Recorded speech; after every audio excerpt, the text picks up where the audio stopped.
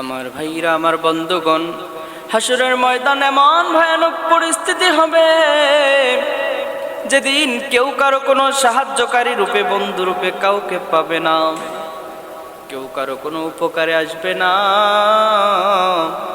সবাই শুধু ছুটাছুটি করতে থাকবে, ইয়া নাফসি ইয়া নাফসি বলবে। মা তার সন্তানকে ভুলে যাবে, সন্তান তার মাকে ভুলে যাবে। এই কঠিন ভয়ানক পরিস্থিতি হবে। বিশ্বনবী সাল্লাল্লাহু আলাইহি ওয়াসাল্লাম বলেন, হাসরের দিন কঠিন মুসিবতের সময় প্রত্যেকটা মানুষ খতনাবিহীন অবস্থায় উঠবে।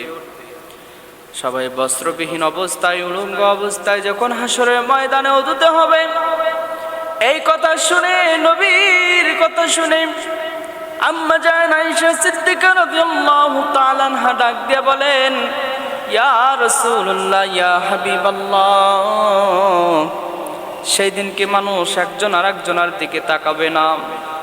তখন আমার নবী বলেন, আয়েশা রে, হাসরের ময়দানটা এমন ভয়ানক হবে, সেই কাহ্হার নামের রূপ নিয়ে আল্লাহ রাব্বুল আলামিন যখন বিচার করার জন্য সিংহাসনে আরোহণ করবেন, তার কুরসিতে বসবেন, সেদিন প্রতিটা মানুষ শুধু তাকিয়ে থাকবে আর বলবে, ইয়া নাফসি ইয়া নাফসি, আজকে আমার কি হবে, আমার কি হবে।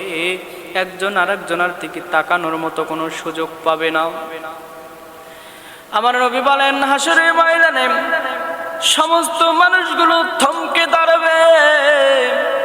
দাঁড়ানোর পর এক বিন্দু পরিমাণ কেউ কোনো নড়াচড়া করবে না।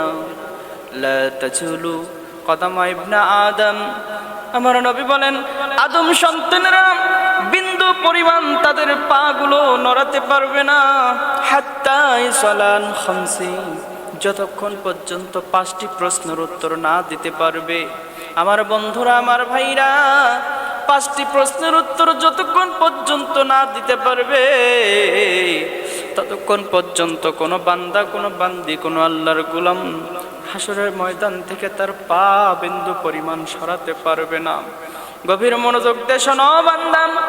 1 নম্বর, আনুমরিহি ফিমা আফনা, আল্লাহ বলবেন, হে আমার বান্দা, তোমার বয়স সম্পর্কে তোমাকে জিজ্ঞেস করা হবে। বিশ্বনবী বলেন, বয়স সম্পর্কে জিজ্ঞেস করা হবে।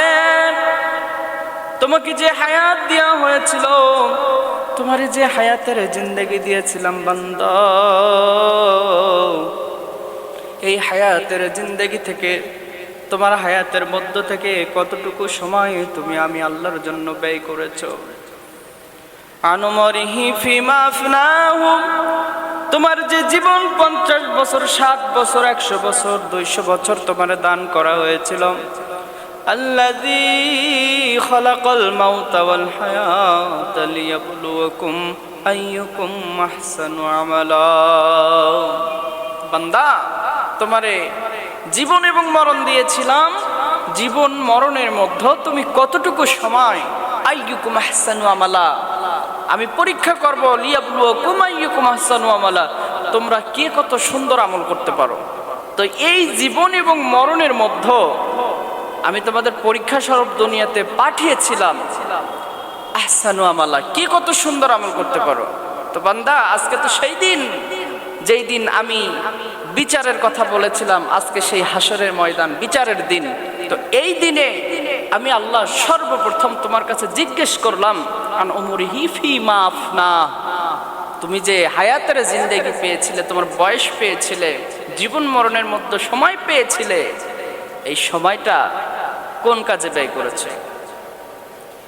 সেদিন যদি আল্লাহ রাব্বুল আলামিনের প্রশ্নের উত্তরে বলতে পারেন, আল্লাহ 50 বছর হায়াত পেয়েছিলাম, অধিকাংশ সময় তোমার পথে ব্যয় করেছি, আমলনামা খুলে দেখো, এই আমলনামায় 5 ওয়াক্ত নামাজের হিসাব ঠিক আছে, এই যে আমলনামায় হজের হিসাব ঠিক আছে, এই যে আমলনামায় যাকাতের হিসাব ঠিক আছে, এই যে আমলনামায় সত্য কথা বলেছি, সত্য পথে চলেছি, অন্যায় কাজ করি নাই, মিথ্যার পথ ধরি নাই, চগলখুরি করি নাই, সুদ ঘুষ মদ জুয়া বিড়ি সিগারেট তামাক জর্দার মধ্যে ছিলাম না। রব্বি কারিম তোমার হুকুমগুলো আমার এই অমরিহি বয়সের মধ্যে সদা সর্বদা পালন করেছি আল্লাহ। সেই দিন আল্লাহ রাব্বুল আলামিন বলবেন, ও বান্দা তোমার কোনো টেনশন নাই, লা খাউফুন আলাইহিম ওয়ালা হুম ইয়াহজানুন, তোমার কোনো চিন্তা নাই, তোমার কোনো ভয় নাই। আজকে তোমার পুরস্কার আমি রব আমার পক্ষ থেকে আমি আল্লাহ তোমাকে দান করে দেব। বলেন সুবহানাল্লাহ। কোনো ভয় নাই, কোনো টেনশনও নাই। কিন্তু যদি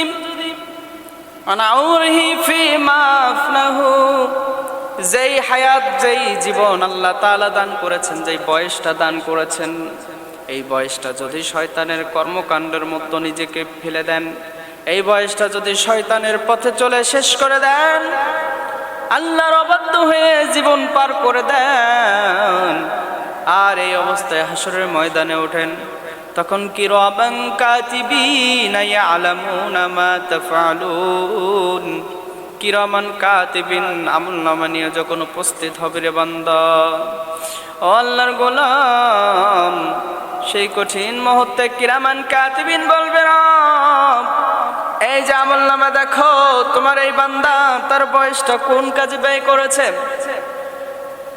আমলনামা খুলে দেওয়া হবে আর বলা হবে, ইকরা কিতাবাকা কাফা বিনাফসিকা আল-ইয়াওমা আলাইকা হাসিবা। ও বান্দা, আজকে তোমার আমলনামা তুমি নিজেই পড়ো, নিজেই পড়ো। তোমার প্রতি বিন্দু মাত্র কোনো জুলুম করা হবে না, কোনো জুলুম করা হবে না, বিন্দু মাত্র কোনো জুলুম করা হবে না।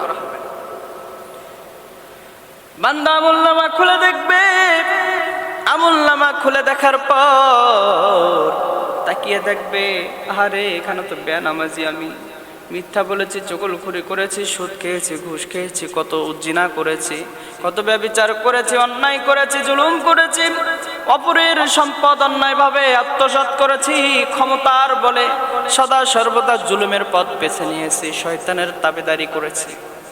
আমলনামা দেখার পরে আফসোস করবেন, আহারে এই আমলনামা যদি আমার না হতো, আমি যদি মাটি হয়ে মাটির সাথে মিশে যেতাম, কতই না ভালো হতো।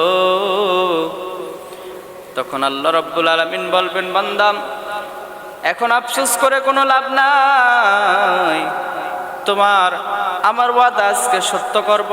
তুমি যে আমার নাফরমানি করেছো, আমার হুকুম মতো চলো নাই, শয়তানের তাবেদারি করেছো, সেজন্য আমি রব আজকে তোমাকে আমার জাহান্নামের প্রজ্বলিত অগ্নির মধ্যে নিক্ষেপ করব। এই জন্য বন্ধুরা আমার, হাসরের ময়দানে এক নম্বর প্রশ্ন হবে, তোমার বয়স তুমি কোন কাজে কোন পথে ব্যয় করেছো। এই বয়সটা যদি, জিন্দেগিটা যদি আল্লাহর পথে ব্যয় করে থাকো আল্লাহর গোলাম, তাহলে সঠিকভাবে প্রশ্নের উত্তর